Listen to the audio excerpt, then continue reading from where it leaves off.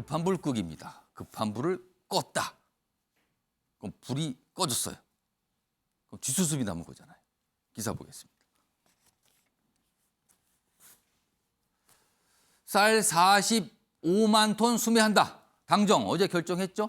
민생으로 순방 돌파 뜻 이렇게 돼 있습니다. 쌀값 폭락의 역대 최대 규모 시장 격리. 그러니까 이걸 정부가 사들이는 거예요. 그래서 그냥 딱 갖고 있는 거죠. 안 나가게. 왜냐하면 너무 많으니까 쌀값이 폭락한다는 거죠. 그러니까 이 공급을 줄이는 거잖아요.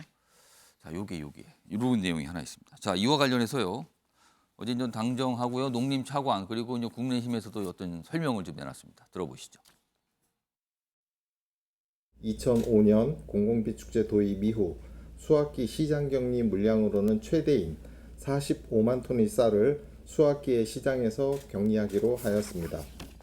쌀 공급 과잉을 심화시키고 재정 부담을 가중시키고 미래 농업 발전을 저해하는 등 부작용이 크다는 데 인식을 같이 했습니다.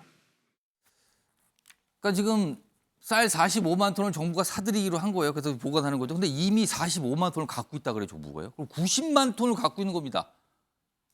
그래서 시장에 못 나가게 하는 겁니다. 엄청난 규모입니다. 이종훈 평론가. 근데 이런 수매 이거 언제까지 할 수 있는 겁니까? 이런 식으로 지금. 일단 이런 대응은 지속 가능한 대응이 아니다 하는 겁니다. 그러니까 구조적으로 지금 쌀 소비량은 계속 줄어들고 있습니다. 있어요. 자, 그런데 쌀 생산량이 계속 쌀 생산이 계속 그 수준을 유지한다라고 했을 때 그 차이가 이 격차는 점점점 해가 지나면 갈수록 커지는 거죠. 근데 그거를 지금 정부가 계속 이제 이렇게 이제 수매를 해줄 경우에는 절대로 이 생산자들이 생산량을 줄이지 않습니다.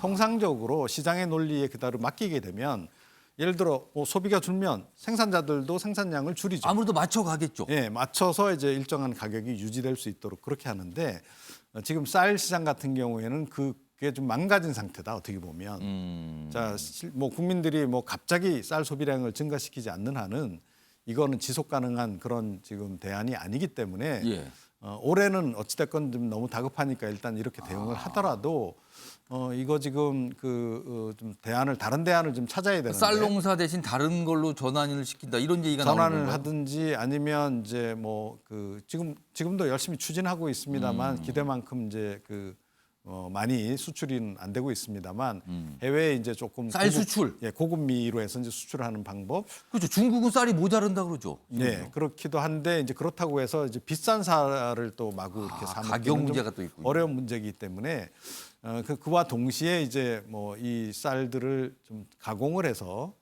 뭐 향후에 이제 뭐 예를 들어 남북한 관계 개선됐을 경우에 활용한다든지 뭐 이런 방법을 좀 찾아야 지금 되는 그런 상황이다. 그리고 지금 이 쌀 생산량은 지금 구조적으로 장기적으로는 생산량 자체를 지금 줄일 수밖에 없는 그런 상황이 아닌가 이렇게 생각합니다. 근데 이 문제를 또 쌀 이게 주식이란 말이에요 여전히 우리에게. 그래서 이게 식량 안보와 관련돼 있어서 이걸 쉽게 줄이라 뭐라 할 수 없다. 또 이런 의견도 반론도 좀 있거든요. 그렇긴 합니다만 일단 우리나라가 지금 인구 감소 국가로 이제 전환이 되지 않습니까? 그러니까 인구가 감소되고 있는 부분 또 그와 더불어서 지금 어찌됐건 뭐 이 식생활 구조가 많이 바뀌었다라는 거죠. 이제 그 추세를 이렇게 되돌리기가 좀 단기간에는 쉽지 않다는 겁니다. 그렇게 본다라고 한다면 추세는 어느 정도 쫓아가줘야 된다는 거예요. 그러니까 일정량을 뭐 해마다 정부가 이제 수매를 하더라도 지금처럼 이렇게 괴리가 심해져서는 곤란하다 이렇게 생각합니다. 관련 기사 좀 더 있습니다. 이어가 보죠. 지금 이게요 법안 내용하고 또 관련이 되죠. 다음 보겠습니다. 지금 민주당에서 추진한 법안인데 양곡 법안이에요. 당정 역대 최대 쌀매입 밝히자 야당 양곡 법안 강행 고심. 그러니까 이 상황이 좀 약간 묘하게 된 거잖아요. 지금 야당 민주당에서는 강하게 이걸 주장하고 있죠. 이번에 반드시 통과시키겠다. 양곡. 그러니까 이런 수매를 의무화하는 법안이에요. 지금은 의무화가 아니라 정부가 그때그때 판단해서 수매 사들이고 있는데 이 사들이는 걸 의무화하는 거예요. 법안은. 그럼 이거는 아예 그냥 고정이 되는 거거든요. 정부는 미봉책이다. 법안 강행된 역풍. 뭐 약간 여러 가지 의견도 있어요. 다음 기사 보시죠. 쌀 수요는 줄은데 과잉 생산 부추기는 쌀 의무 매입법. 이거 괜찮은가? 이렇게 지적하는 사설입니다. 홍석준 의원님, 이거 어떻게 해결해야 됩니까, 이거? 예, 지금 쌀 시장은 지금 수요와 지금 공급이 그 시장 메커니즘에서 잘 지금 작동하지 않는 그런 어떤 상황입니다. 그 말씀드린 것처럼 전반적으로 지금 현재 인구 감소라든지 그리고 지금 뭐 국민들이 다이어트 등으로 뭐 탄수화물 섭취를 좀 적게 하는 그런 예. 어떤 풍토에서 점점 수요는 줄어들고 있어요. 주는데 공급이 그대로 내지는 늘어나고 있는 이런 어떤 상황인데 또 이게 또 문제 또 원인이 2020년으로 돌아갑니다. 양국관리법이 그때 개정돼서 그 이전에는 쌀 목표 수매 가격 그리고 변동직불제 뭐 이런 어떤 제도로 운영이 됐었는데 2020년도 양국관리법이 개정이 돼서 쌀 생산량이 3% 이상 증가를 하고 그리고 가격이 5% 이하 이제 다운이 되면은 정부가 자동적으로 개입하는 가칭 자동 시장 격리제라는 제도가 이제 만들어지게 됩니다. 문재인 정부 때 이제 2020년도에 만들어지게 되는 거죠. 그래서 어떻게 보면은 시장 수요 공급의 원리를 더 허물어 버리는 예. 그런 어떤 그 지금 제도 하에서 지금 현재 운영이 지금 되고 예. 있는 겁니다. 그래서 윤석열 지금 정부 들어서 이번이 처음이 아니고 벌써 연초에 한번 그 또 매입을 예. 한번 했었죠. 그런데 이제 추가로 지금 또 시장 격리를 지금 하고 있는 이 문제인데 이 문제는 뭐 조속히 빨리 이제 시장 메커니즘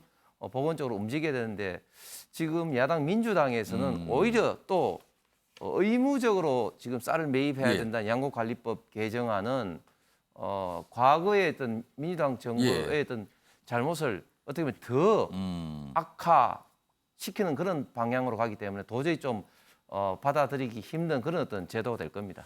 이게 사실 양국법안 이게 또 농심 그러니까 농민들의 어떤 생각 뭐 이런 것도 좀 있는 거거든요. 그 민주당 좀 아마 그런데 좀 주력하는 것 같고요. 국민의힘 쪽에서는 이거는 좀 수요 공급이 너무 안 맞는다. 이건 문제가 있다. 약간 이런 시각입니다.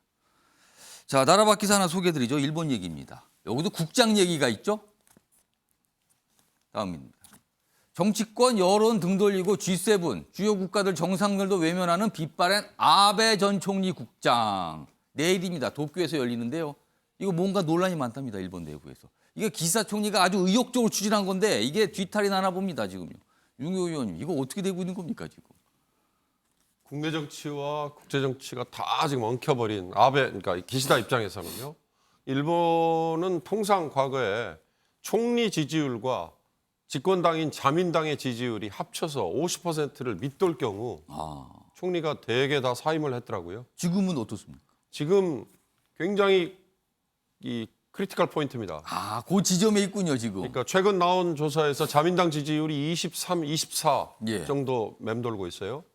기시다 총리 지지율이 처음 취임했을 때 60%를 넘었다가 의원들 중에 뭐 절반 이상이 통일교하고 연결돼 있다. 이거 플러스 그다음에 아베에 대해서 너무 맹목적으로 이렇게 감싼다라는 거. 특히 국장 일본 국민들 중에 뭐 60% 이상이 아베 국장에다가 이렇게 세금 쏟아붓고 하는 거 반대한다라고 하는데도 불구하고 지금 아베파가 다수잖아요. 그걸 겨냥해서 기시다가 이렇게 밀어붙이는데 이 상황에서 기시다 지지율은 지금 30%대에서 20%대를 향해 오히려 떨어지고 있는 추세다 이렇게 얘기를 하거든요. 그렇다면 아까 말씀드린 자민당의 지지율까지 합칠 경우에 50%를 밑돈다. 그러면 불과 지금 취임한 지 1년은 뭐예요? 1년이 뭡니까? 그 전임 기시였나요? 그 전임 전임 총리가 1년도 안 돼서 결국 사임했잖아요. 예. 지금 기시다도 역시 지금 그럴 위기에 빠져 있어요. 이 와중에 바로 어떻게 보면 우리한테 유탄이 온 게 한일 정상회담이었어요.